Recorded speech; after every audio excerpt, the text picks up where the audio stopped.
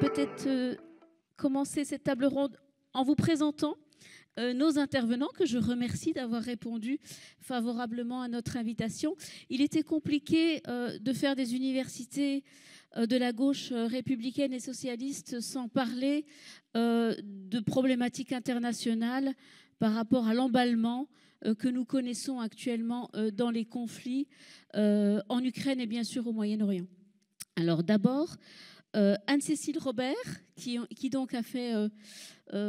répondu favorablement à notre invitation. Anne-Cécile est journaliste, elle est enseignante également à Paris 2 et à l'IRIS, l'Institut de Pascal Boniface, et elle est l'auteure de Le défi de la paix et remodeler les organisations internationales. Sujet évidemment d'actualité. C'est un livre récent, donc on vous remercie de venir partager votre réflexion avec nous. Max Erwan Gastineau, qui est donc directeur des relations institutionnelles dans le secteur de la transition énergétique, qui est un spécialiste de la Chine, qui est chroniqueur également dans différents médias.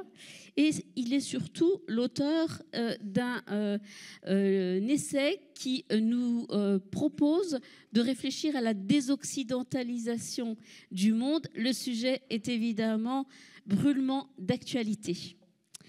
Ensuite, nous avons donc la participation de Danaï Koltsida. On la remercie également.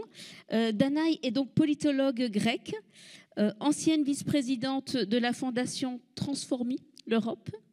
Et il était important pour nous de faire un pas de côté pour avoir aussi le regard d'une personne extérieure à notre pays. Et elle nous parlera évidemment d'Europe.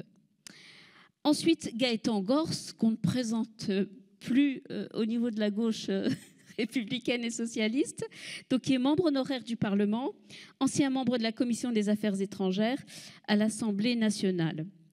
Et enfin, Laure Pallès, qui est cofondatrice d'un think tank, La France et le Monde en commun. Donc, elle est ancienne élue également français de l'étranger en Chine et aux États-Unis et nous apportera aussi son regard et ses réflexions sur le sujet de notre table ronde du point de vue des États-Unis et de la Chine. Voilà, donc peut-être quelques éléments d'introduction à notre table ronde. La géopolitique internationale vit un profond bouleversement avec des fractures et une recomposition en marche avec la fin de la bipolarité et l'émergence d'un monde multipolaire. Les tensions, les conflits militaires influent aussi sur cette recomposition et traduisent aussi cette nouvelle complexité. L'exemple le plus marquant, c'est la guerre en Ukraine et la guerre au Moyen-Orient. La guerre au Moyen-Orient, pas seulement le conflit de Gaza qui dure depuis 1 an, mais aussi l'extension de cette guerre sur le Liban, la Syrie, l'Irak et l'Iran. Ces 2 guerres sont les miroirs de la complexité et de la recomposition de ce nouvel ordre mondial. Ces 2 conflits ont montré que le bloc occidental ne dictait plus au reste du monde la position à suivre, le degré d'indignation ou même les valeurs à défendre. A fortiori, quand le droit international est convoqué pour les uns et piétiné pour les autres, par ceux-là même qui l'ont conceptualisé et proposé au reste du monde sur la base de beaux et grands principes de valeurs humaines, morales, quasi sacralisées. La faillite du droit international et le désaveu des instances censées les faire appliquer n'ont jamais été aussi criantes qu'aujourd'hui et d'actualité. Cette impuissance,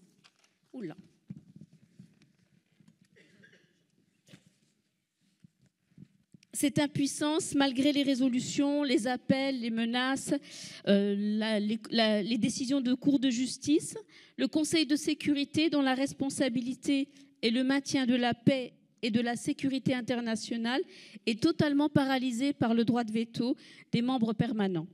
Et il a évidemment échoué dans sa mission première. Une organisation héritée de l'après-Seconde Guerre mondiale qui exclut une partie de la planète. Troisièmement, l'émergence de nouveaux acteurs, issus des anciennes colonies, pour la plupart, les anciennes colonies du bloc occidental, ou bien des territoires qui ont connu une domination de ce même Occident. Cette émergence bouleverse l'ordre mondial issu de la Seconde Guerre mondiale. Ces pays veulent aujourd'hui sortir de la bipolarité qui les exclut et ils entendent bien jouer un rôle dans cette recomposition. Le Brésil, la Chine, la Russie, l'Inde se sont engagés dans un nouveau club multilatéral et ils emmènent avec eux une partie de la planète. Ils proposent aujourd'hui une alternative, un nouvel espace économique qui se dote d'une banque de développement, véritable alternative à la Banque mondiale. De sommet en sommet, les BRICS affirment la nécessité d'un multilatéralisme. Ils dénoncent, lors de la pandémie, l'inégalité d'accès aux vaccins. Ils rappellent leur attachement aussi à la paix. Il ne reste plus aux BRICS que de briser le monopole monétaire du dollar et de l'euro en créant une nouvelle monnaie mondiale. Ils s'y attellent et les candidatures pour intégrer les BRICS se multiplient. Pour rappel, on a connu peut-être un moment important en 2022 avec l'émergence de ces BRICS, c'est que le PIB des BRICS aujourd'hui dépasse celui des pays du G7. Et là, je pense qu'on est aussi à un tournant. La fin de l'impérialisme monétaire des USA, la victoire possible de Donald Trump et les tentations isolationnistes, les échecs militaires aussi du gendarme du monde, tout cela pourrait marquer la fin de l'hégémonie américaine, voire peut-être pour certains son déclin. Voilà les éléments que l'on pourra peut-être approfondir dans cette table ronde. Alors, sans développer dans le détail l'ensemble de ces points, je vous propose de décrypter ce moment de bascule. Un nouvel ordre mondial est-il en train de se construire? Avec quelle organisation mondiale? Les BRICS peuvent-ils changer cet ordre? Quel enjeu cela revêt pour le bloc occidental? Quelle place pour l'Europe? Et quelle place pour la France? Et où est la France? Alors, Anne-Cécile Robert, je vous propose peut-être d'être la première intervenante. Jamais l'urgence de réformer l'instance onusienne n'a été aussi forte. Antonio Guterres, le secrétaire général de l'ONU, a averti que sans réforme, le système international risquait de se fragmenter. Les pays émergents commencent à donner de la voix aussi. Les derniers qui se sont exprimés sur cette question, j'en citerai quelques-uns. Le président Erdogan, qui dénonce l'incapacité des Nations Unies à remplir leur mission fondatrice. On nous donne des leçons. Le président sud-africain, et là la parole est peut-être beaucoup plus intéressante, qui a qualifié la structure du Conseil de dépassée et d'excluante. Et enfin, le Premier ministre indien, qui souligne que la réforme est une condition sine qua non pour maintenir la pertinence des Nations Unies. Alors Anne-Cécile Robert, réformer l'ONU et sauver le droit international, c'est une proposition qui risque de rencontrer quelques résistances des puissances établies. Est-ce que c'est possible ?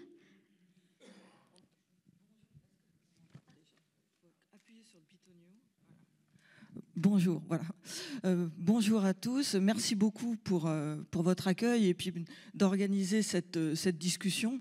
Je trouve que dans le monde où on vit, certains s'acharnent à organiser la confusion, la discorde et à empêcher qu'on fasse émerger un peu d'entendement. Donc c'est bien d'avoir des moments comme ça où on peut se poser et partager quelques idées, si possible en faisant avancer les plus progressistes d'entre elles.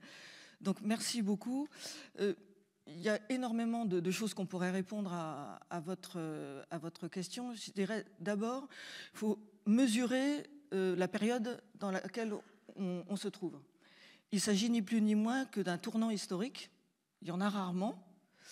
C'est à la fois inquiétant et source d'espoir.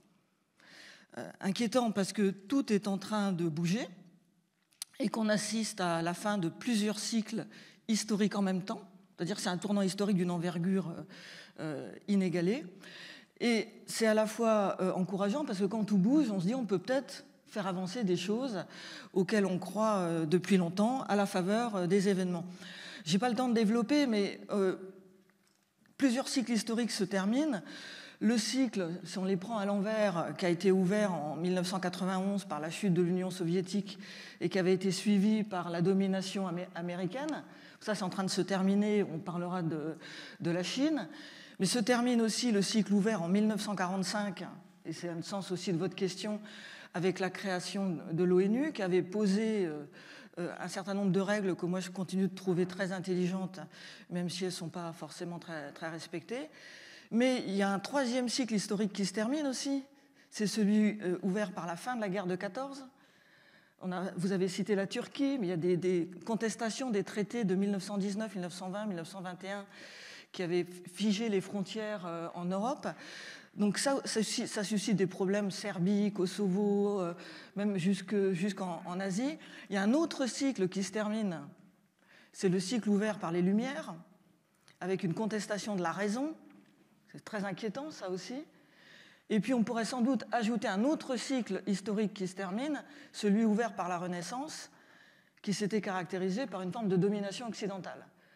Donc voilà le contexte dans lequel on est. Je ne suis pas sûre que tout le monde mesure ce que ça signifie. Quand tout bouge comme ça, on voit surgir des forces réactionnaires. Inutile d'en faire le portrait, vous les connaissez, y compris en France aussi bien que moi.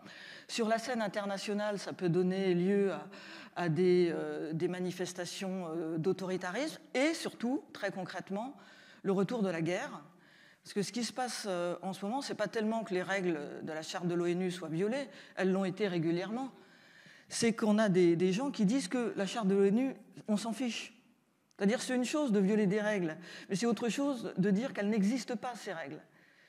Et c'est ça qui se passe en ce moment, c'est qu'il y a un certain nombre de puissances qui nous disent finalement la charte de l'ONU, c'est un peu comme le code de la route à Marseille, c'est une bonne base de négociation, mais ce n'est pas forcément une règle à laquelle on va se soumettre. Et ça vous explique que pour certains pays, la guerre redevient un outil normal de règlement des problèmes. Et alors que tout le combat depuis 80 ans, c'était de dire, bon, certes, la guerre est une réalité, on n'a pas la naïveté de l'éradiquer, mais on va essayer de discipliner la puissance en fixant des règles de manière à ce que, autant que possible, on empêche les États de recourir à la guerre quand ils ont un différend. Cette idée qui s'imposait quand même progressivement est aujourd'hui marginalisée. On pourrait refaire l'historique, par exemple, pourquoi est-ce que la Russie a agressé l'Ukraine. Il y a toute une histoire qui se passe avant cette agression de 2022. Malheureusement, on nous présente souvent les événements comme... C'est un peu Tom et Jerry, quoi. On sait que Tom court après Jerry, mais on ne se rappelle plus pourquoi Tom court après Jerry. Et selon les médias, l'histoire, c'est un peu ça. Il y a une attaque le 7 octobre 2023. L'histoire commence le 7 octobre 2023. La Russie agresse l'Ukraine en 22. L'histoire commence en 22. Il ne s'est rien passé avant. Donc il faut remettre du temps long. Et pour aller plus directement sur votre question, le jeu est extrêmement ouvert maintenant. Certains acteurs s'en saisissent, et malheureusement, les acteurs qui s'en saisissent le moins, je trouve, ce sont les Européens. Et tragiquement, la France, je dis, c'est une tragédie pour la France d'avoir la classe dirigeante qu'elle a en ce moment. C'est-à-dire qu'en ce moment, il faudrait être un peu les virtuoses du multipolaire. Il faudrait être capable de remodeler de manière... avec une pointe de cynisme, comme il doit y avoir dans toutes les politiques étrangères, nos alliances, nos choix, pour pouvoir tirer profit de cette période. Et ce n'est pas du tout ce qu'on fait, malheureusement. Au contraire, la France se rattache comme une forcenée au monde qui s'écroule. Avec Nicolas Sarkozy, elle réintègre le commandement militaire de l'Alliance Atlantique.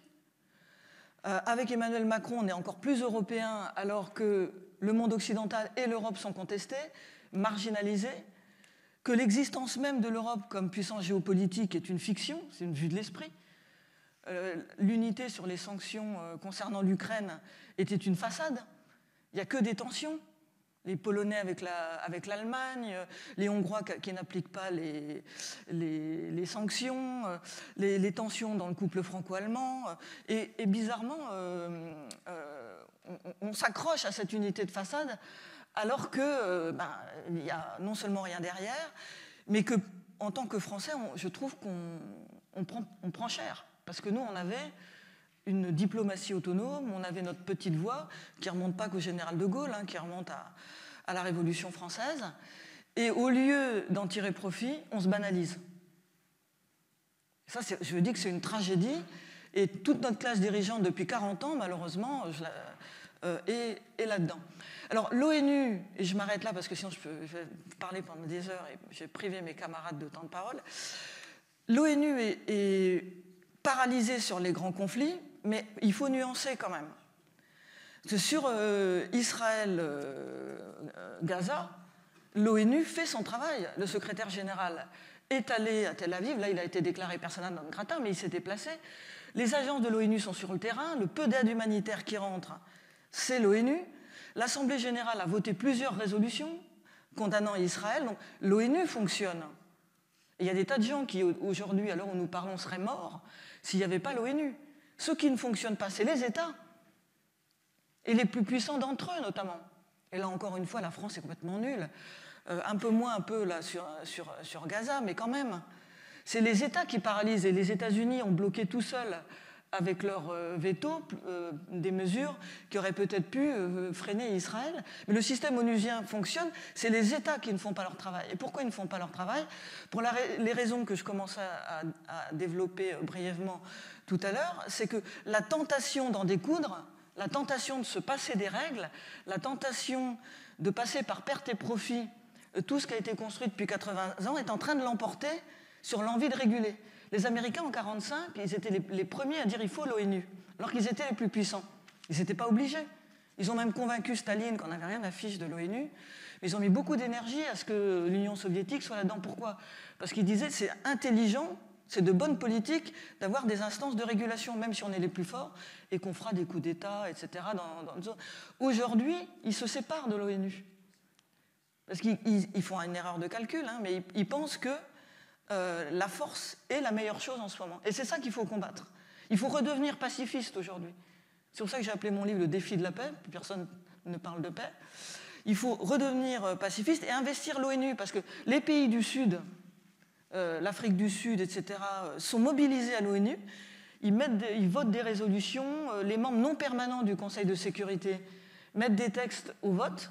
C'est-à-dire il y a une mobilisation du reste de la planète pour l'ONU et une faillite des grandes puissances, y compris la France, qui devrait utiliser sa voix pour défendre le multilatéralisme au lieu de le faire uniquement avec des mots.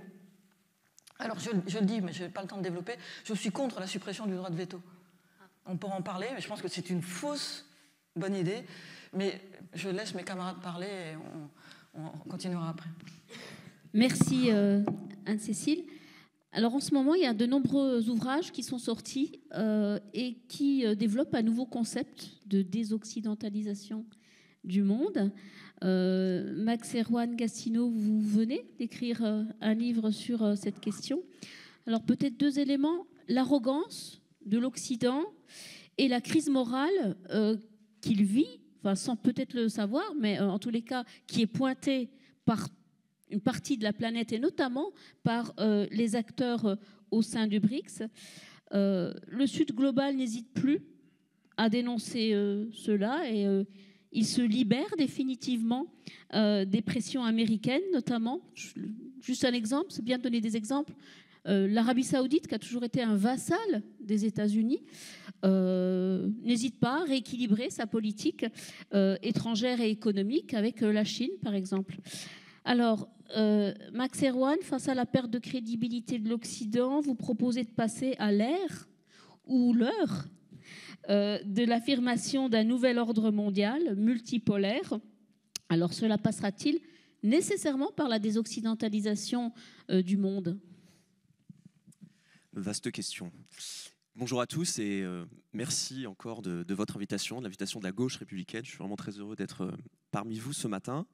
Vous avez mentionné en effet un livre sur la désoccidentalisation du monde, un concept qu'on entend de plus en plus, mais qui a du mal à franchir la porte des élites européennes, parce qu'elles sentent bien que si nous entrons dans un monde de fait désoccidentalisé, que l'heure de l'Europe, ou l'ère de domination du bloc occidental, aura vécu. Et je pense en effet que nous sommes entrés dans cette période où il ne faut plus raisonner en termes de blocs. C'est très intéressant d'analyser les mots chaque fois employés à chaque période historique. Et souvenez-vous, en février 2022, au moment du déclenchement de la guerre en Ukraine, nous avons tout de suite opposé l'idée d'un bloc occidental à un bloc autoritaire, utilisant donc des notions, la notion de bloc, issue de la guerre froide, issue d'une époque où, au fond, les choses étaient assez simples, assez confortables.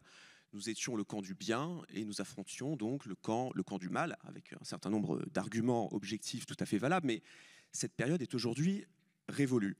Et comme nous n'avons pas intégré la nouvelle donne internationale, nous nous sommes plantés sur le dossier ukrainien. Nous avons édicté un certain nombre de sanctions. Nous pensions en quelques semaines affaiblir suffisamment la Russie pour qu'elle renonce à sa guerre. Et puis patatras, nous nous sommes rendus compte sur la scène internationale que nous étions, pour reprendre les mots de Dominique de Villepin, plus isolés que la Russie sur la scène internationale.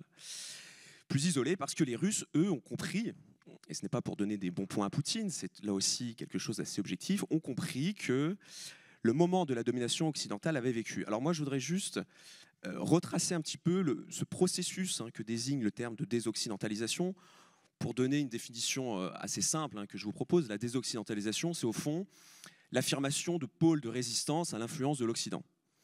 Et s'il y a aujourd'hui un mouvement de résistance à l'influence intellectuelle, culturelle, politique, économique de l'Occident, c'est parce que pendant longtemps, l'Occident a d'abord été un modèle jugé digne d'imitation. Nous sortons au fond d'une période de 400 ans de domination sans partage de l'Occident, qui a commencé avec le décollage, le miracle européen, comme disent les historiens, à partir du XVIe, XVIIe siècle, qui s'est traduit ensuite par la révolution industrielle, la colonisation, etc.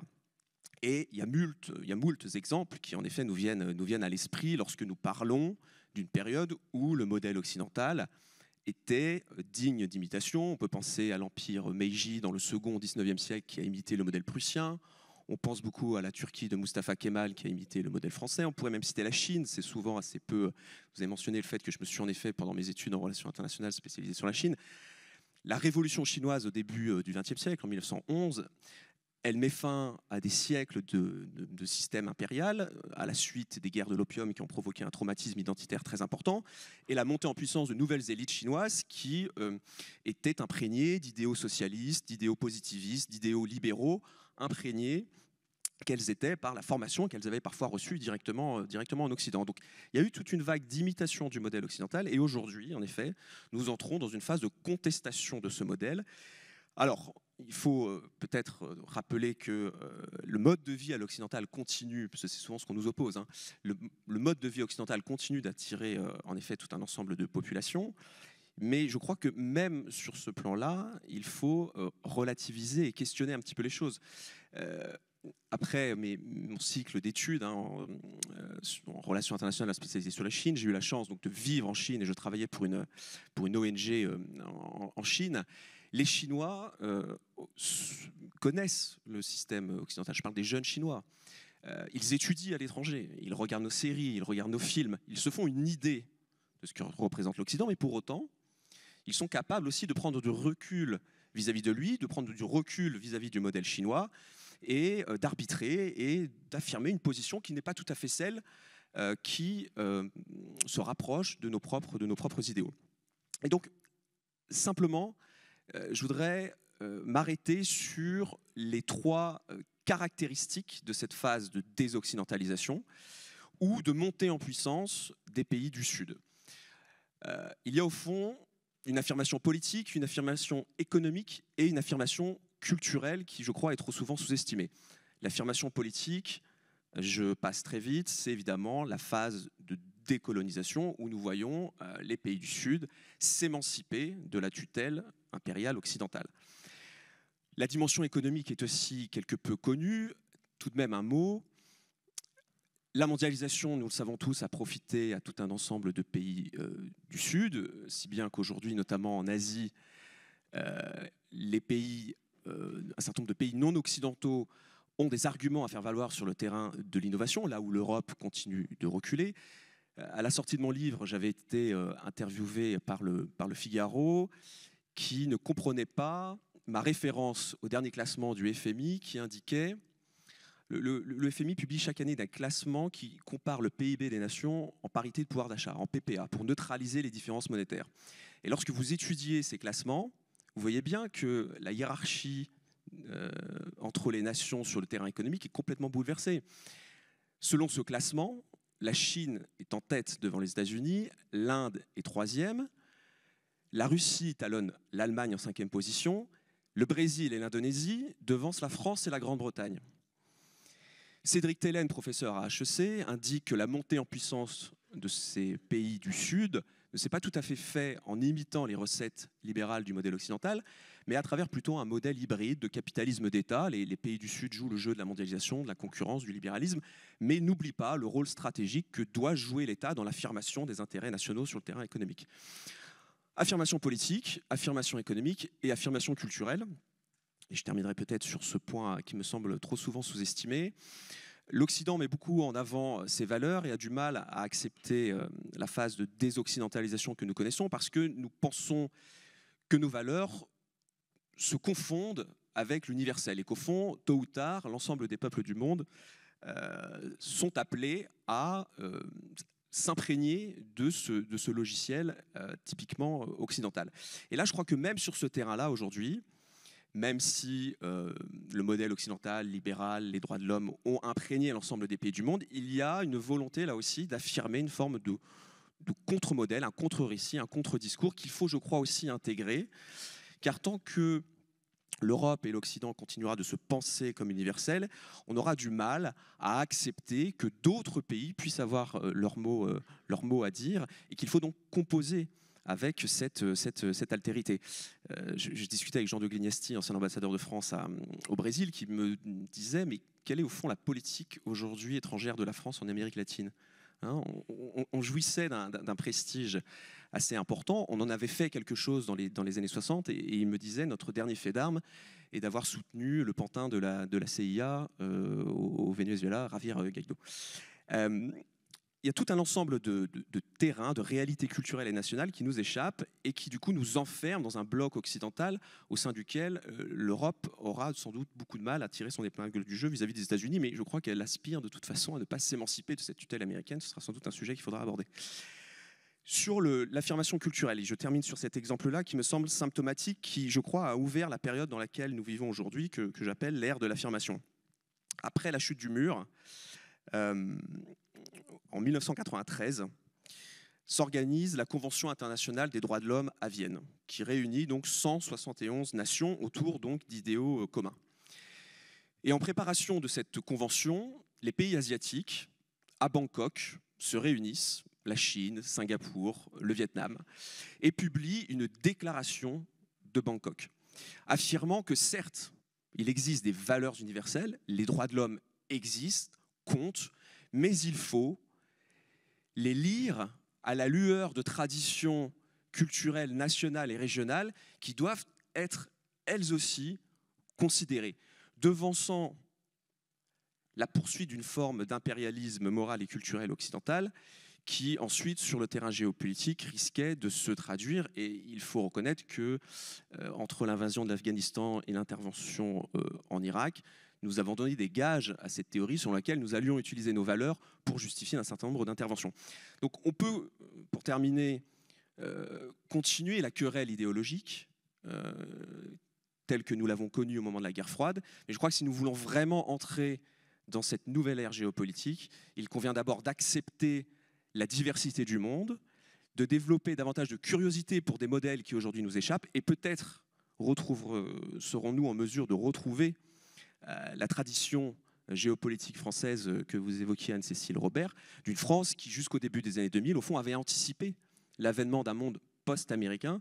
Si la France est opposée à la guerre en Irak, ce n'est pas simplement parce que cette guerre se basait en effet sur un certain nombre de mensonges, c'est parce qu'elle avait anticipé le basculement du monde et la nécessité de projeter notre notre diplomatie dans un monde où l'Occident aura définitivement perdu le monopole de la puissance. Donc il est temps aujourd'hui d'en prendre acte. La guerre en Ukraine l'a rappelé avec véhémence. Merci. Alors, on va peut-être rester sur le sujet, mais faire un pas de côté. Alors, il y a deux acteurs importants dans cette recomposition. C'est les États-Unis et c'est la Chine.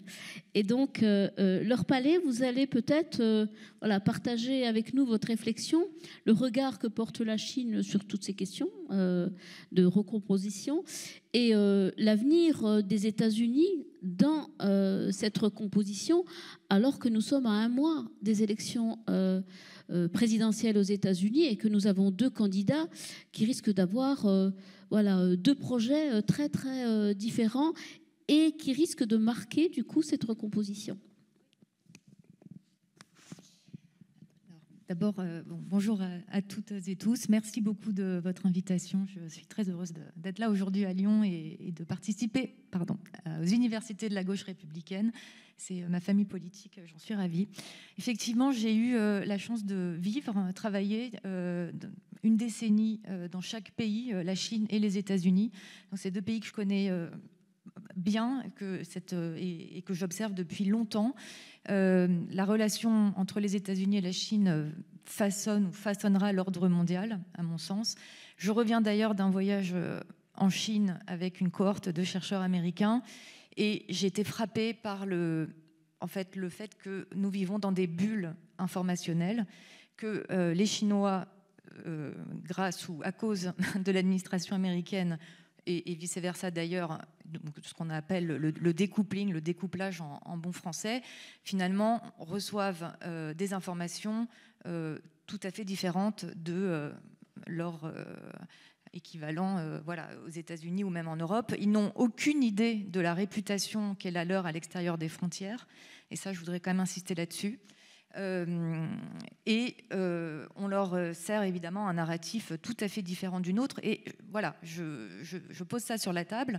Je dis juste que nous sommes vraiment dans des couloirs d'information très, très, très opposés, avec des narratifs qui construisent une opinion publique, avec évidemment l'essor de la technologie derrière, qui n'y est pas pour rien.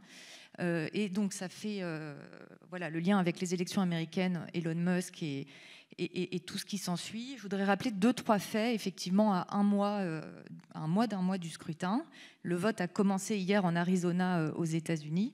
Les deux candidats sont coude à coude. Je voudrais juste rappeler un petit peu les tendances, notamment dans les États, les swing states, les États pivots. Kamala Harris a une légère avance selon les derniers sondages, mais enfin, ça change régulièrement. Alors 2-3 faits sur le climat général peut-être aux États-Unis, puis après je reparlerai un tout petit peu de la Chine et de nous dans cet ordre mondial. On est quand même passé vraiment dans un climat aux États-Unis d'une violence verbale à une violence létale. On l'a vu ces derniers mois, il y a vraiment une violence dans les débats qui est extrêmement inquiétante. La géopolitique s'invite au plan domestique et la brutalisation du débat public va parfois jusqu'à la létalité. Et moi, dans ce contexte, cela pose la question en fait de savoir si les Américains sont prêts à élire une femme au pouvoir qui n'a pas fait son service militaire dans un monde si brutal, face à un Xi Jinping et un Poutine notamment, qui sont de plus en plus virulents. Par ailleurs, fait très inquiétant, on a une tendance sur un vote qui est très genré, notamment chez les jeunes. Vous avez des jeunes hommes, et c'est un sondage de Harvard qui le dit, qui date d'il y a 2 mois. J'en discutais avec la démocrate d'Harvard aux rencontres de Bram, justement, il y a 2 semaines. On a des jeunes hommes qui sont très favorables à Donald Trump et des jeunes femmes qui suivront Kamala Harris. Donc déjà qu'on avait des minorités et des votes bien ciblés en fonction des intérêts des uns et des autres, si en plus on nous divise sur le genre, où va-t-on ? Ensuite, quelque chose d'intéressant, et je pense qu'en tant qu'internationalistes que nous sommes, nous devons nous y pencher. La question qui revient le plus sur les réseaux sociaux aux États-Unis, c'est la question de l'économie. C'est la création d'emplois, la fiscalité, la régulation des entreprises. Les classes moyennes américaines souffrent, elles ont souffert beaucoup pendant le Covid et pendant le mandat de Joe Biden, mais même avant. Pareil, quelques chiffres encore pour être concrètes. Le prix moyen des maisons n'a cessé d'augmenter, plus 49% entre 2020 et 2022. L'inflation a été à 9% en 2022, c'est-à-dire le plus haut niveau depuis 40 ans. Aujourd'hui, on est retombé à 2,4, je lisais les chiffres ce matin, mais ça a beaucoup marqué les gens. Et puis surtout, l'espérance de vie. En 1939, un citoyen des États-Unis avait une espérance de vie à la naissance supérieure de 7 années aux Français. Un Français. Aujourd'hui, depuis 2014, la population américaine perd chaque année quelques mois d'espérance de vie. Et aujourd'hui, l'espérance, elle s'établit à 76 ans. Et en particulier, je crois que c'était vous qui le disiez, on a une nouvelle crise de l'opium, la crise des opioïdes, qui tue 70 000 personnes par an. Et les États-Unis font porter le chapeau à la Chine sur cette crise. Voilà un petit peu au plan, disons, microéconomique. Au plan macro, on l'a vu, Joe Biden, il s'est lancé dans des vastes réformes de l'État stratège. On est vraiment passé ce qu'on appelle les Reaganomics, donc les politiques très libérales, y compris au Parti républicain. D'ailleurs, il y a un shift intéressant vers ce qu'on a appelé le retour du big government avec les grands plans d'investissement qui s'élèvent à plusieurs, des milliers de dollars, de milliards de dollars, qui ont relancé vraiment l'économie et notamment l'économie verte, enfin en tout cas au niveau macro. Mais ça s'est pas forcément vu au niveau microéconomique, comme je le disais. Voilà un peu pour le portrait d'une Amérique divisée et qui est, je n'ai pas envie de dire en déclin, mais qui souffre quand même beaucoup, notamment les classes moyennes et populaires, et cela devrait tous nous interroger. Alors, au-delà des deux candidats dont je viens de parler, c'est quel impact en Europe ? La Chine reste le principal rival des États-Unis, mais chaque pays a compris que nul ne dépassera l'autre, surpassera l'autre. En Chine, on parle actuellement des États-Unis, il y a tout le narratif maoïste qui revient. Est-ce que les États-Unis sont un tigre de papier ? Quelle est vraiment la force américaine aujourd'hui ? Donc on est plutôt dans une ère de coopétition. Les éléments de langage officiels des deux, de Pékin et de Washington, sont de dire qu'on est dans une ère de stabilisation, mais à quel point cette relation est stable, ça c'est encore une autre question avec Taïwan et d'autres sujets de défense. Alors l'Europe dans tout ça, l'Europe elle est vue dans cette relation bilatérale comme une variable d'ajustement, parfois commerciale. On a encore une vaste classe moyenne qui consomme, et donc ces deux puissances y sont très intéressées. Mais on est aussi, et fort heureusement, force de proposition sur les critères, sur l'éthique, sur les standards éthiques et réglementaires. Je pense à la RGPD que les Chinois ont absolument absorbé. Je pense à la CSRD, les nouvelles normes sociales et réglementaires. Je pense aussi à l'IA Act sur l'intelligence artificielle, qui est évidemment un catalyseur de puissance, notamment en Chine, où les choses vont très très vite. Moi, je suis allée dans des usines, j'ai visité il y a 2 semaines des usines, il n'y a plus d'hommes, il y a que de la maintenance, voilà, il n'y a plus d'ouvriers. Donc, pose aussi la question du futur de l'emploi, évidemment. Voilà, je m'éloigne un peu de notre sujet peut-être, mais en tout cas, je pense que nous avons évidemment un rôle à jouer. J'en parlais tout à l'heure avec Marie-Noëlle, il ne faut pas qu'on ait un rôle uniquement de régulateur, mais aussi d'innovateur, et je pense que le curseur, il se trouve là, et notamment sur les données personnelles et sur l'IA, jusqu'où est-ce qu'on va pour rester concurrentiel dans cette vaste course. Voilà, je m'arrête là pour l'instant. Merci Laure. Alors du point de vue de l'Europe, Danaï, devant cette recomposition du monde, l'Europe prend-elle la mesure de ce qui se joue ? On a quand même le sentiment que l'impossibilité pour cette Europe d'avoir une ligne en matière d'affaires étrangères commune, et le fait qu'elle ait renoncé en réalité à avoir une défense commune, son rattachement à l'OTAN et quelque part son alignement permanent à l'OTAN et aux États-Unis, tous ces éléments de faiblesse font qu'on peut se poser la question de quelle place prendra cette Europe dans cette recomposition.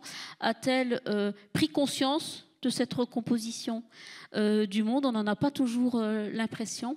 Et voilà, je voulais avoir votre point de vue là-dessus. Merci beaucoup. Bonjour à tous et à toutes. Je tiens à remercier les organisateurs pour m'avoir invité à participer à ces universités de la gauche républicaine. Et je tiens à vous pour vous demander d'excuser mon français. Alors, je vais me concentrer à l'Europe. Je vais vous proposer l'idée que l'Europe, dans le cadre que les collègues et camarades ont déjà décrit, l'Europe se trouve dans une crise multiple, existentielle. Je pense que peut-être le projet européen tel qu'on le connaissait est fini. Tout d'abord, pour la première fois après la Seconde Guerre mondiale, l'Europe fait face à une menace d'une guerre généralisée sur son territoire. Et ce n'est pas par hasard, c'est un choix de ces dirigeants, des élites européennes. Et je pense que c'est la première fois que les dirigeants européens nous ont ouvertement dit qu'il faut, si on veut la paix, il faut se préparer pour la guerre. On a opté pour la guerre, on a choisi la guerre. Et l'Union européenne a suivi la stratégie des États-Unis sans se rendre compte que les conséquences pour les sociétés européennes seront beaucoup plus graves si on s'engage dans cette guerre, non seulement au niveau économique et social, mais aussi au niveau politique. À mon avis, et je vais revenir à ça, c'est tourner vers l'autoritarisme en Europe est directement lié à sa militarisation. Et on ne peut pas parler de la guerre sans avoir un impact sur les droits de l'homme, sur la démocratie. On ne peut pas avoir la pensée critique, par exemple, dans un temps de guerre. On ne peut pas avoir de voix critiques dans une période de guerre. Alors, à mon avis, la tendance autoritaire est directement liée à la militarisation. Il me semble que peut-être aujourd'hui, les élites européennes ont réalisé, elles semblent de comprendre l'impasse de la ligne d'une guerre jusqu'à la dernière ukrainienne. Mais même en ce temps-là, elles ne parlent pas de façon ouverte d'un plan pour la paix comme l'a fait par exemple le Brésil. On se cache en ajournant le sommet de l'OTAN, mais ça c'est tout. Et bien sûr, il faut toujours tenir en compte que l'Union européenne est en même temps en face d'une crise économique qui ne menace pas seulement l'Europe du Sud, comme d'habitude. La crise économique menace l'Allemagne, par exemple. On a vu qu'est-ce qui s'est passé avec l'automobile, l'industrie automobile, Volkswagen. Et l'économie allemande est stagnante, si non pas en récession. Alors, il faut comprendre que l'Europe est aussi en danger en matière économique. À mon avis, dans un contexte de globalisation, l'Union européenne, qui est un projet fondamentalement lié à la globalisation néolibérale, a du mal à trouver sa place dans le monde et à faire face à la concurrence internationale. En plus, la décision de se lancer dans une guerre commerciale contre la Chine a beaucoup de conséquences très graves, notamment sur les économies européennes. Et n'oublions pas l'insistance sur la discipline fiscale et l'austérité, qui a des effets détrimentaux pas seulement sur le bien-être social, mais aussi très clairement à la croissance économique. Alors, dans ce cadre, c'est qu'à mon avis s'inscrit aussi le glissement de l'Europe vers l'autoritarisme. Je ne parle pas seulement des succès électoraux de l'extrême droite, ni de sa participation au gouvernement.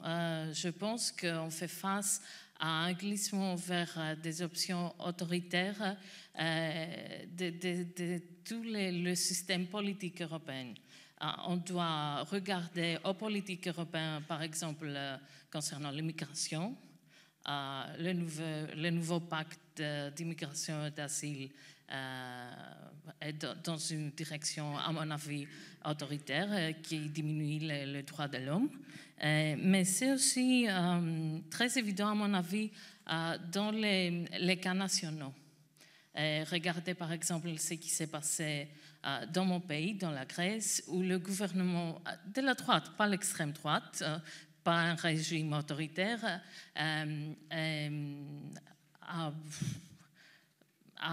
comment on dit ça, a suivi les communications de personnalités publiques, des fonctionnaires publics, des politiciens, des journalistes, et personne ne parle de ça. Regardez ce qui s'est passé en France. Emmanuel Macron s'appelle libéral, mais en même temps, il gouverne la France en utilisant l'article 49.3 de la Constitution française, c'est-à-dire un processus exceptionnel qui est devenu la règle. Alors, on parle d'un glissement autoritaire de toute l'Europe, à mon avis. Alors, pour finir, pour peut-être revenir pendant la discussion, je pense que l'Europe aujourd'hui ne fait pas face seulement à des menaces extérieures. Elle est aussi dans une crise profonde interne. Elle a besoin de se réformer, de devenir beaucoup plus unie en termes pas seulement politiques. On ne peut pas parler d'une politique commune et des affaires étrangères, des affaires internationales, si on n'est pas uni dans son propre famille, disons. Elle a besoin de revoir son relation avec le monde. Par exemple, cette année, c'est si je me souviens, cette année, c'est l'anniversaire de 75 ans depuis l'établissement du Conseil d'Europe. C'est une organisation qui a tellement contribué à unifier l'Europe, à sauvegarder la paix, à promouvoir les droits humains. Si on parle de la paix, aujourd'hui, l'Europe a besoin d'une nouvelle stratégie, pas seulement pour réussir à avoir un cessez-le-feu et un accord de paix entre l'Ukraine et la Russie. L'Europe a aussi besoin d'une stratégie pour garantir la paix en long terme.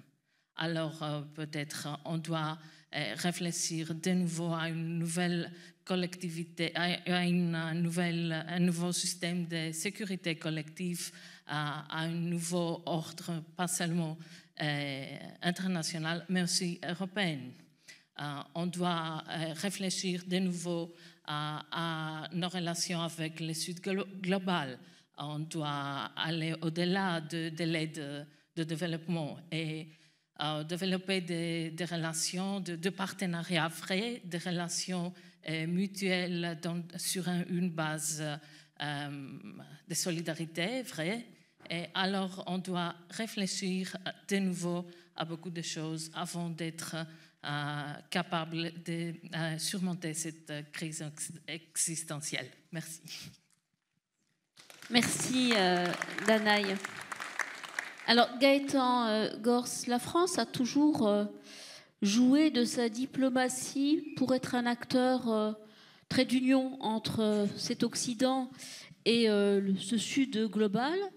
La France de Gaulle à Chirac, en passant par Mitterrand, a toujours donné une voix un petit peu différente. parce qu'il y avait son histoire et parce qu'elle était porteuse des grandes valeurs humaines. Cette France-là, aujourd'hui, on ne l'entend plus. Elle a déserté le champ international. Sa diplomatie a été quasiment démantelée alors qu'elle avait une diplomatie très performante. Alors, le dernier affront, c'est Emmanuel Macron qui essaie de s'inviter au dernier forum des BRICS et qui se trouve mis à la porte. Enfin, la porte n'a pas été ouverte en réalité. Donc voilà, aujourd'hui, l'image de la France, une France qui est aussi rejetée par l'ensemble des anciennes colonies et notamment de tout le continent africain. On l'a vu ces derniers temps dans un certain nombre de places fortes que l'on avait en Afrique. Oui, merci de me poser une question aussi simple, en tout cas pour les réponses que ça apporte. D'abord, juste un petit mot, je ne peux pas empêcher notre ami grec, et j'entendais François Hollande l'autre jour, auquel je porte une admiration sans borne, rappeler que c'est lui qui avait sauvé la Grèce. J'espère que vous l'avez entendu. Et donc ça nous rassure sur le rôle que la France a pu jouer au cours de ces dernières années. Mais je vais revenir directement à la question. Je me méfie d'abord du mot désoccidentalisation. Parce qu'il laisse penser, alors il est juste au fond quand vous l'avez défini comme la remise en question d'un cadre de pensée, d'une manière de considérer le monde qui s'est construit pour une large part au lendemain de la Seconde Guerre mondiale, mais qui s'inspire évidemment de plus loin. Cette contestation est réelle. En même temps, je ne suis pas sûr que ça structure le rapport de force, c'est-à-dire l'idée qu'il y ait un bloc occidental et qu'il y ait ensuite un sud global, comme l'on dit. Je pense que ça passe sous silence, ça a une part de vérité, mais ça passe sous silence une réalité qui est un peu différente. C'est que l'Occident, dans ses grandes lignes, reste quand même assez largement dominant économiquement à travers ces sociétés multinationales, transnationales, même si elles subissent maintenant la contestation de sociétés indiennes et de sociétés chinoises, enfin asiatiques. Mais on voit bien qu'il y a une recomposition qui s'opère largement au bénéfice de ces sociétés, dont une large partie reste occidentale et en particulier américaine, c'est-à-dire que la compétition mondiale, elle est peut-être entre les États, mais elle est d'abord entre des entreprises multinationales qui jouent au fond leur concurrence par les coûts au sud pour faire remonter des bénéfices qu'elles conservent assez largement. Et cette réalité-là, cette bataille-là, elle est aujourd'hui relayée par des États qui font du poids de ces entreprises, notamment les grandes entreprises numériques, à un enjeu de sécurité nationale. Et donc, on a affaire à des formes de capitalisme d'État plus ou moins marquées, selon que les régimes sont autoritaires ou qu'ils sont plus ouverts ou libéraux. Mais c'est quand même cela dans lequel nous nous situons et dans lequel, par conséquent, la France doit se situer, sachant que sur les 50 plus grandes entreprises technologiques mondiales, la France doit en avoir une ou deux. Et si on prend plus largement celles qui ont une influence en termes de chiffre d'affaires, on doit guère aller au-delà de ce chiffre-là, peut-être un tout petit peu plus, et les Européens ne sont pas dans une situation meilleure. C'est-à-dire que dans cette compétition-là, et c'est, je crois, comme cela qu'il faut regarder les choses, et qui traverse donc les blocs, si on veut reposer la question en termes d'Occident et de Sud global, l'Europe et la France ne sont pas dans des situations extraordinairement favorables. Si on regarde d'un point de vue monétaire, les réserves de change, c'est toujours le dollar. Alors ça baisse, évidemment. Mais le renminbi, ça doit être 1% des réserves de change.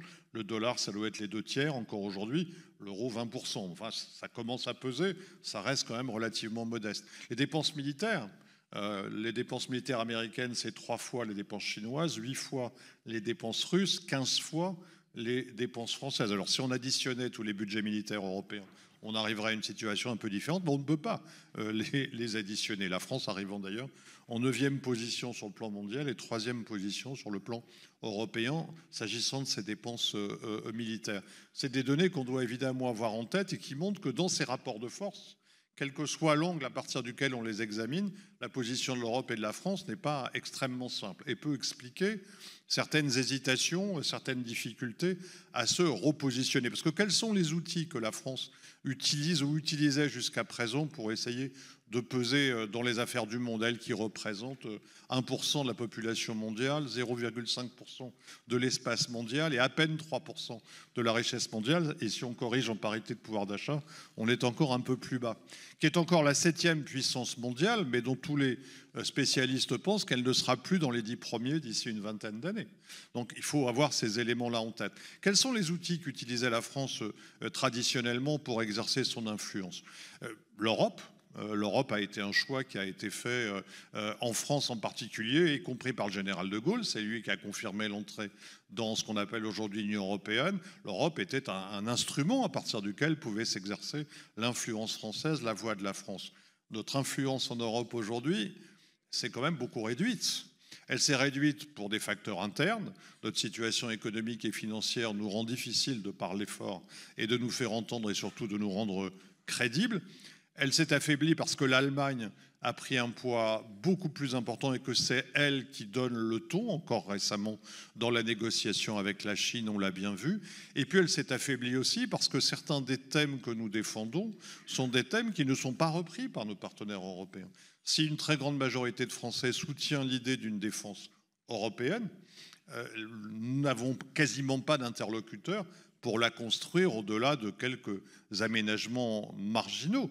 Et c'est notamment, mais pas seulement, la conséquence de la guerre avec l'Ukraine, de la guerre en Ukraine, qui a évidemment redonné à l'OTAN, qui était en situation de mort cérébrale, disait le président français, évidemment qu'il a relativisé, parce que la première question que se posent les États européens, c'est comment je me protège contre une menace possible.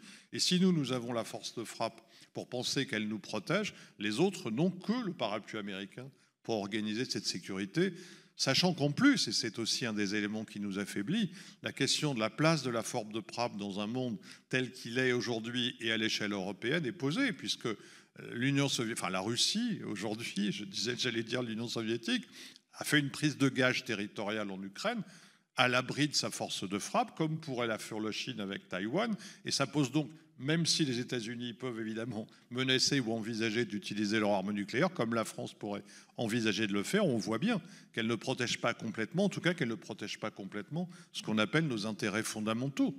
Qu'est-ce que l'on pourrait faire si la Chine faisait des prises de gage, je ne sais pas moi, dans le Pacifique, où nous avons des intérêts à défendre? Tout ça peut arriver. Est-ce que nous avons les moyens d'y répondre? Ça relativise évidemment l'influence qu'on peut exercer, tout comme notre influence, on doit la relativiser si on regarde l'autre outil qu'on utilisait traditionnellement, qui est le multilatéralisme, qui sont les organisations internationales, à commencer évidemment par l'Organisation des Nations Unies et le Conseil de sécurité, arraché par le général de Gaulle en 1945. L'ONU essaie de jouer son rôle, mais c'est un rôle qui est forcément limité.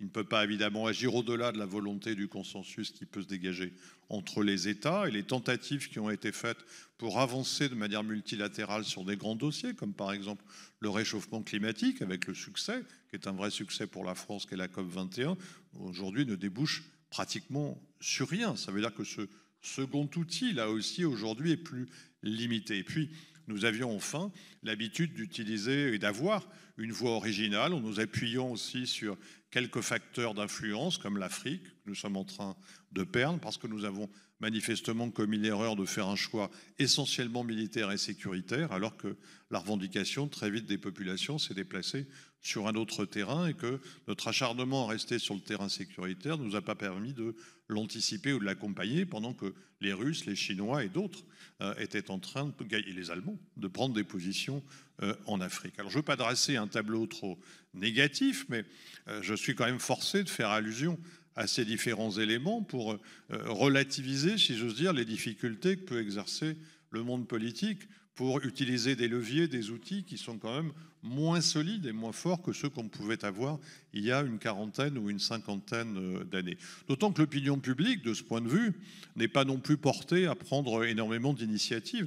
Si en France on reste très patriote, il y a des sondages récents qui montrent même que l'attachement à la patrie ne fait que croître dans toutes les catégories sociales et toutes les catégories d'âge. On est entre 80 et 90% d'expression de la fierté nationale, d'expression d'un patriotisme. Même 57% des jeunes dans une étude qui a été menée par Anne Muxel de Sciences Po disent qu'ils sont prêts à prendre les armes s'ils sont nécessaires. Donc il y a vraiment une prise de conscience d'un monde qui est plus dangereux. En même temps, ça s'accompagne d'une très grande défiance vis-à-vis de nos alliés.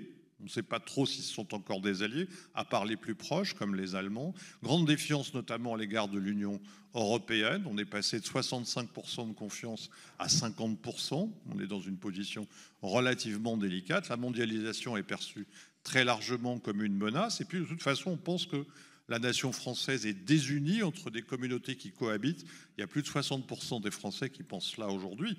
Ça veut dire que c'est compliqué de réaliser un consensus sur une politique étrangère dans un contexte comme celui-là. Alors, est-ce que ça veut dire qu'il n'y a pas de piste? Évidemment non. La France a une histoire. Elle a encore, je l'ai évoqué, quelques-uns de ses outils d'influence. Elle a aussi une présence via sa langue, plus de 300 millions de locuteurs. Elle est au Conseil de sécurité. Elle a une image, elle a une réalité qu'elle peut utiliser pour exercer cette influence. Mais je crois qu'elle est limitée aujourd'hui dans la reconfiguration de sa stratégie diplomatique par un débat qui fige un peu les choses, quand il y a débat, c'est vrai, entre ce qu'on appelle les gaulo-mitterrandistes et puis les néoconservateurs ou les néolibéraux. Ça se mélange un peu.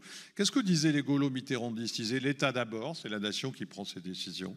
Évidemment, on utilise le multilatéralisme, on utilise les organisations, mais c'est d'abord une décision de l'État. On ne se laisse pas entraîner dans un mouvement multilatéral qui nous implique et qui nous engage, en tout cas au-delà des intérêts qui sont considérés comme immédiats. Les intérêts vitaux restent de la décision nationale. Du coup, la force de frappe, l'autonomie de décision, c'est la capacité de défense.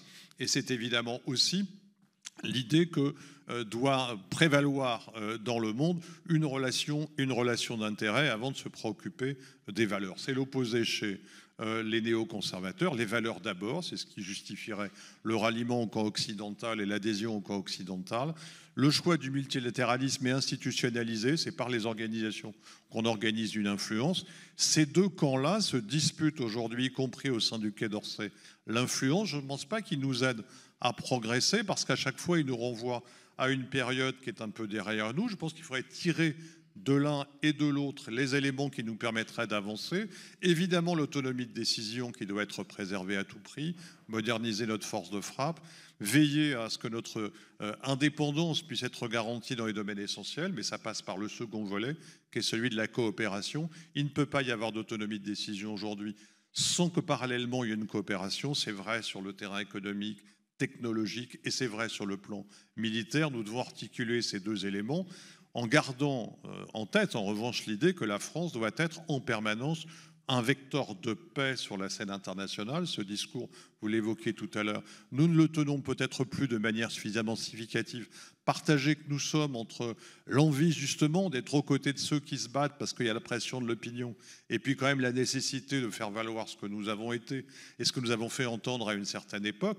On entend bien d'ailleurs dans le discours d'Emmanuel Macron ce flottement permanent avec des positions qui peuvent paraître, qui sont d'ailleurs souvent contradictoires sur un même sujet, à quelques jours, quelques mois, parfois quelques heures de distance, qui ne favorisent pas quand même une compréhension de la politique française. Et puis, et je finirai là-dessus, la nécessité de réfléchir à rétablir un consensus sur la politique étrangère, parce qu'aujourd'hui, elle est devenue un sujet de politique intérieure, et ça a été le cas déjà à quelques reprises dans notre histoire, mais la dernière fois, c'était avant la Seconde Guerre mondiale, et ça ne rappelle pas de bons souvenirs.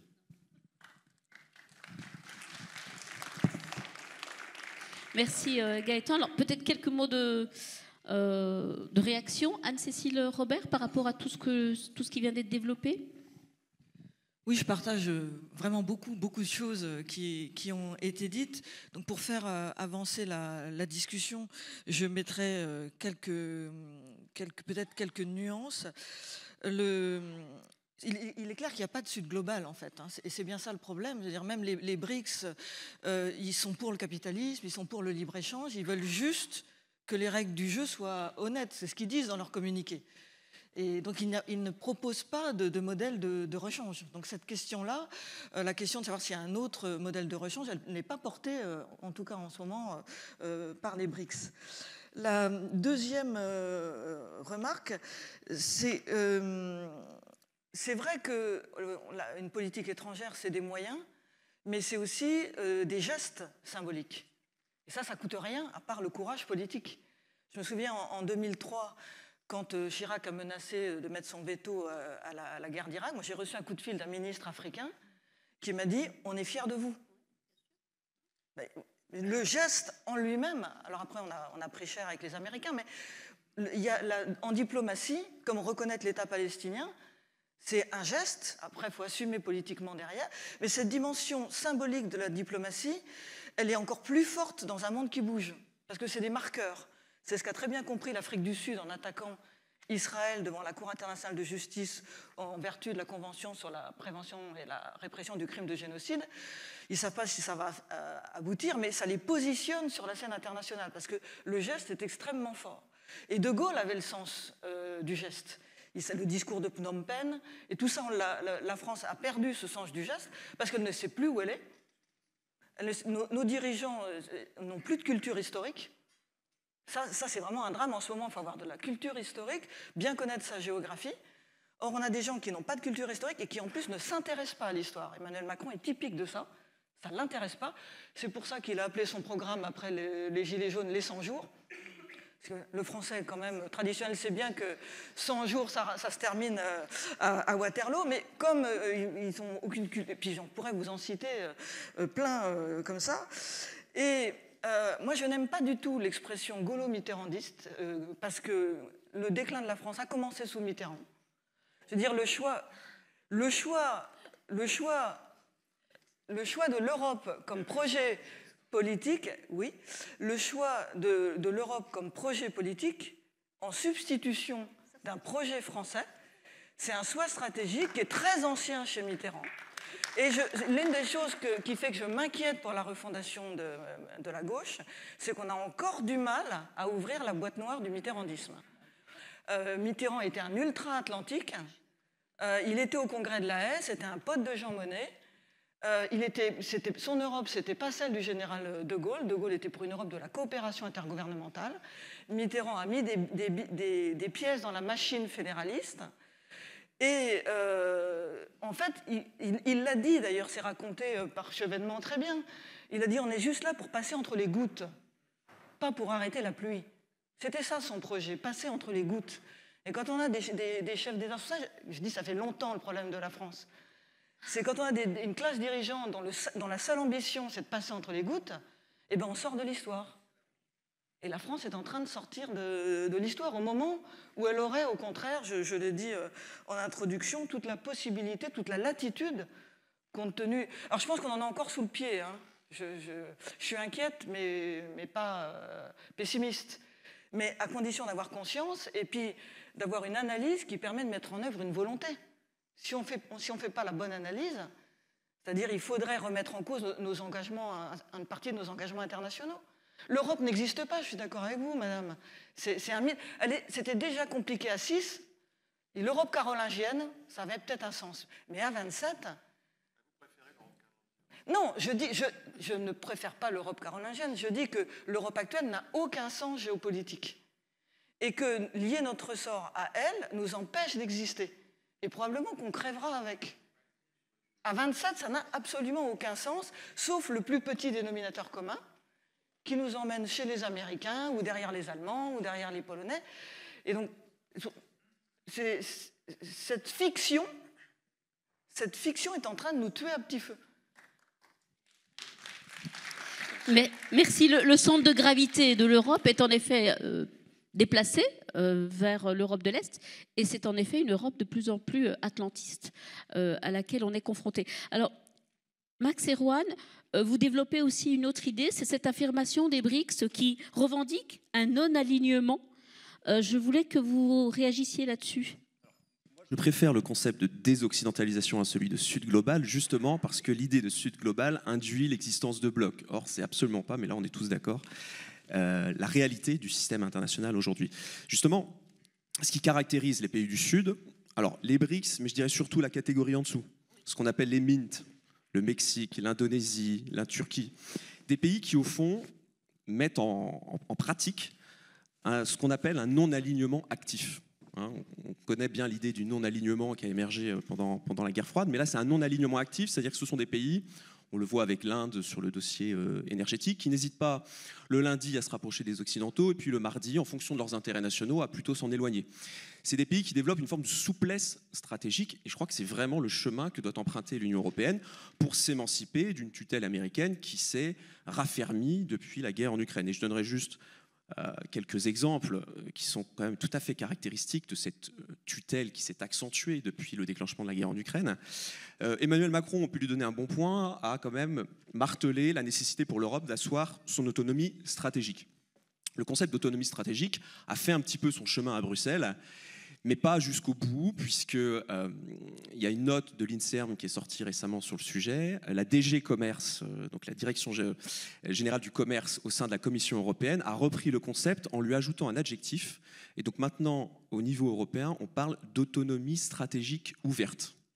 Alors je vous laisse définir ces termes, pendant que les États-Unis, sous la présidence de Joe Biden, sont en train de mettre, pour le coup, en place un véritable protectionnisme, un véritable capitalisme d'État, presque, en tout cas des subventions qui visent à réindustrialiser les États-Unis. Donc l'Europe reste complètement à l'écart de cette dynamique désoccidentalisée, c'est-à-dire au fond où il n'y a plus de blocs, mais des pays qui cherchent à tirer leur épingle du jeu en fonction de leurs intérêts nationaux. Et puis dernier exemple, que j'ai appris tout simplement cette semaine. Vous rappeliez en effet mes fonctions, mon métier dans le secteur de l'énergie, et un grand dirigeant de Total, pour lequel nous organisions tout simplement un pot de départ, nous faisait certaines confidences sur des discussions au niveau de la commission von der Leyen, et il craignait pour sa part le départ de Xavier Breton, puisque, nous disait-il, au moins lui, on peut contester cette affirmation, mais au moins lui souhaitait l'émergence d'une industrie européenne indépendante.